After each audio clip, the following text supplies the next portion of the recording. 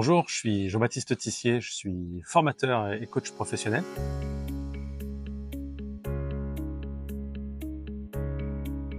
Je suis spécialisé en RSE, en responsabilité sociétale des entreprises, et RSO, responsabilité sociétale des organisations. Aujourd'hui, j'ai la chance d'avoir plusieurs métiers. Je suis bien évidemment consultant dans ces domaines-là. J'accompagne les entreprises dans la transition responsable. J'enseigne aussi en enseignement supérieur la RSE à l'université et dans des écoles de commerce. Et j'ai aussi la chance de pouvoir travailler pour divers organismes de formation sur les sujets de la RSE à tout niveau. Les besoins de formation ont évolué aujourd'hui. On a les outils de sensibilisation avec les fresques, on a la possibilité de monter en compétence sur les outils techniques de la RSE avec les différents fondamentaux de la RSE.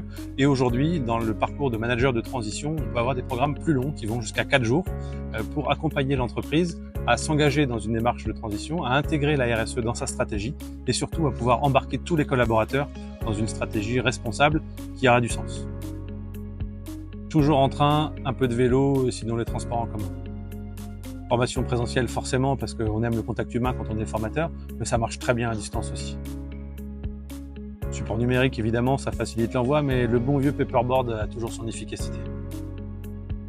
À chaud, ça fait du bien, comme ça on sait si les collaborateurs ont pris du plaisir dans la journée, et à froid, ça permet justement ce principe d'amélioration continue et de savoir si vraiment la stratégie a été intégrée dans l'entreprise.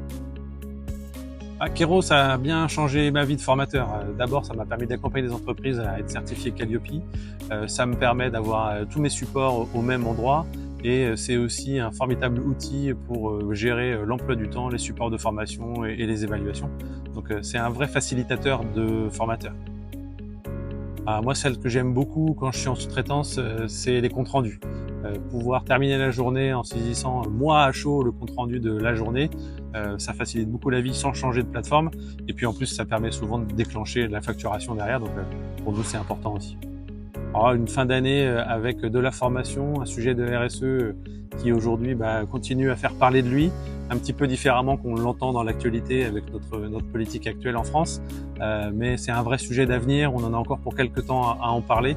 Et l'idée, c'est de faire monter tout le monde en compétences pour que la RSE ne soit même plus un sujet, mais vraiment une façon d'aborder le monde de l'entreprise demain.